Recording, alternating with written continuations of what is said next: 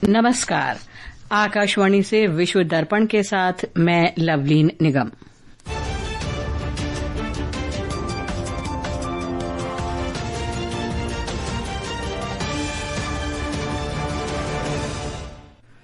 रूस के राष्ट्रपति व्लादिमीर पुतिन ने प्रधानमंत्री नरेंद्र मोदी से फोन पर बात की। अलास्का में अमेरिकी राष्ट्रपति डोनाल्ड ट्रंप के साथ हुई अपनी बैठक के बारे में जानकारी साझा की।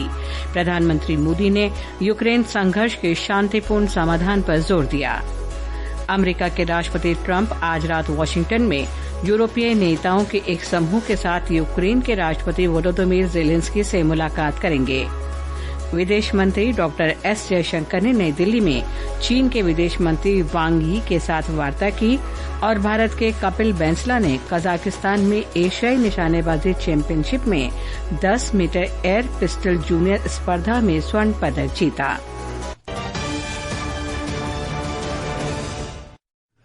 और अब समाचार विस्तार से।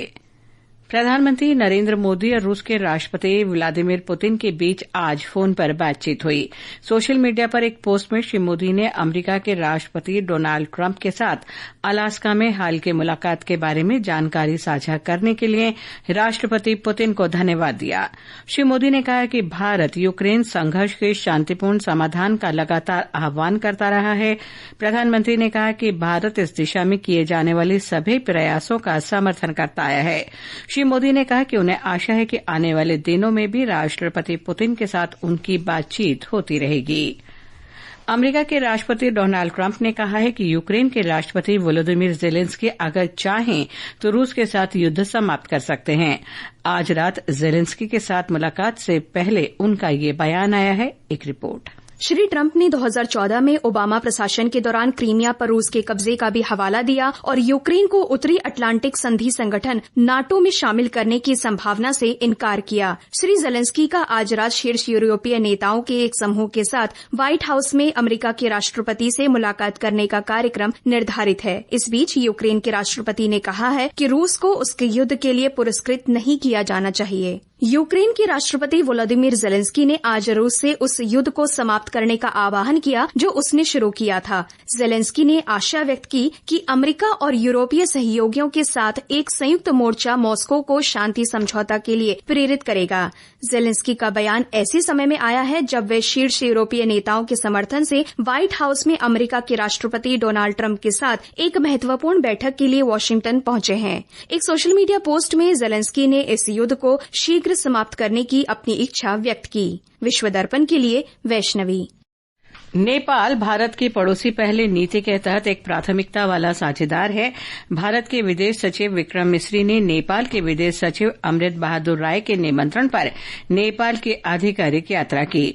कल सुबह काठमांडू पहुंचे श्री मिस्री ने अपनी यात्रा के दौरान कई उच्च स्तरीय बैठकें की। ब्यौरा हमारे संवाददाता से। भारत के विदेश सचिव विक्रम मिस्री ने नेपाल के विदेश सचिव अमृत बहादुर राय के निमंत्रण पर नेपाल की 2 दिवसीय आधिकारिक यात्रा की। यात्रा के दौरान विक्रम मिस्री ने नेपाल के राष्ट्रपति रामचंद्र पौडेल, प्रधानमंत्री केपी शर्मा ओली और विदेश मंत्री आरजू राणा द्योबा के साथ शिष्टाचार भेंट की। उच्च स्तरीय राजनीतिक प्रतिनिधियों से मिलकर भारतीय विदेश सचिव ने दोनों देशों के बीच पारस्परिक रूप से लाभकारी द्विपक्षीय सहयोग के विभिन्न पहलुओं में हो रही प्रगति के बारे में जानकारी साझा की। भारत और नेपाल के दोनों विदेश सचिवों ने व्यापक चर्चा की। प्रधानमंत्री केपी शर्मा ओली की आगामी भारत यात्रा के एजेंडा के लिए संभावित सहयोग के अवसरों पर भी चर्चा हुई। विदेश सचिव मिस्री ने नेपाल के सेना प्रमुख जनरल अशोक राज सिंहदेल से भी मुलाकात की और नेपाली सेना को लाइट स्ट्राइक व्हीकल्स, महत्वपूर्ण चिकित्सा उपकरण और सैन्य पशुओं समेत रक्षा भंडार और उपकरण सौंपे। श्वेता सिंह, आकाशवाणी समाचार, काठमांडू। ये आकाशवाणी है और आप सुन रहे हैं विश्व दर्पण। विदेश मंत्री डॉक्टर एस जयशंकर और चीन के विदेश मंत्री वांग यी के बीच आज नई दिल्ली में वार्ता हुई। इस दौरान अपने प्रारंभिक भाषण में डॉक्टर जयशंकर ने कहा कि भारत और चीन द्विपक्षीय संबंधों में एक कठिन दौर देखने के बाद अब आगे बढ़ना चाहते हैं। उन्होंने कहा कि दोनों देशों को 3 परस्पर मूल्यों, पारस्परिक सम्मान, पारस्परिक संवेदनशीलता और पारस्परिक हित के सिद्धांतों को अपनाना चाहिए। उन्होंने कहा कि मतभेद को विवाद या प्रतिस्पर्धा में नहीं बदलना चाहिए। Having seen a difficult period in our relationship, our two nations now seek to move ahead. This requires a candid and constructive approach from both sides. In that endeavor, we must be guided by the 3 mutuals: mutual respect, mutual sensitivity, and mutual interest. Differences must not become disputes, nor competition, conflict. चीन के विदेश मंत्री कल विशेष प्रतिनिधि और राष्ट्रीय सुरक्षा सलाहकार अजीत डोभाल के साथ सीमा सुरक्षा मुद्दों पर चर्चा करेंगे। संयुक्त राष्ट्र महासचिव एंटोनियो गुतेरेश ने भारत और पाकिस्तान में हाल ही में आई अचानक बाढ़ से जानहानि पर गहरा दुख व्यक्त किया है। श्री गुतेरेश ने पीड़ितों के परिवारों के प्रति संवेदना व्यक्त की और इस आपदा से पीड़ित सभी लोगों के प्रति एकजुटता व्यक्त की। महासचिव के प्रवक्ता द्वारा कल जारी एक बयान में कहा गया है कि संयुक्त राष्ट्र की टीमें आवश्यक सहायता प्रदान करने के लिए सरकारों के साथ हैं। पाकिस्तान के मौसम विभाग ने कल देश भर में मूसलाधार बारिश की चेतावनी दी है। देश के उत्तरी हिस्सों में अचानक आई बाढ़ से मरने वालों की संख्या 327 हो गई है। 26 जून से शुरू हुई मानसूनी बारिश ने देश में तबाही मचा दी है और तब से अब तक लगभग 650 लोगों की जान जा चुकी है। मौसम विभाग ने 21 अगस्त तक देश में मूसलाधार बारिश का अलर्ट जारी किया है। दुनिया के सबसे व्यस्त अंतर्राष्ट्रीय हवाई यात्रा का केंद्र दुबई अंतर्राष्ट्रीय हवाई अड्डे ने AI से संचालित यात्री कॉरिडोर की शुरुआत की है।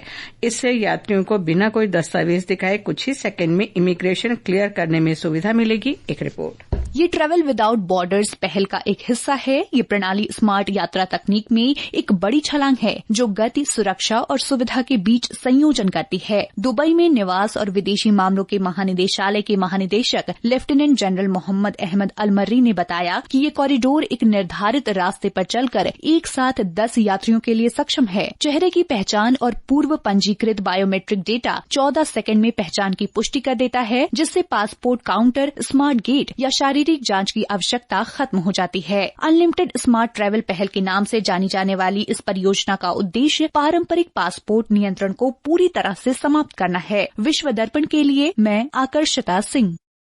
दुबई में वन फ्री जोन पासपोर्ट नामक एक एकीकृत लाइसेंसिंग प्रणाली की शुरुआत की गई है। इसका उद्देश्य कंपनियों को एक ही लाइसेंस के अंतर्गत अमारात के सभी फ्री जोन क्षेत्र में काम करने की अनुमति देना है। दुबई फ्री जोन काउंसिल द्वारा घोषित यह पहल कई परमिटों की आवश्यकता को समाप्त करने के साथ ही लागत को कम भी करती है, निवेशकों तथा उद्यमियों के लिए संचालन को सरल बनाती है।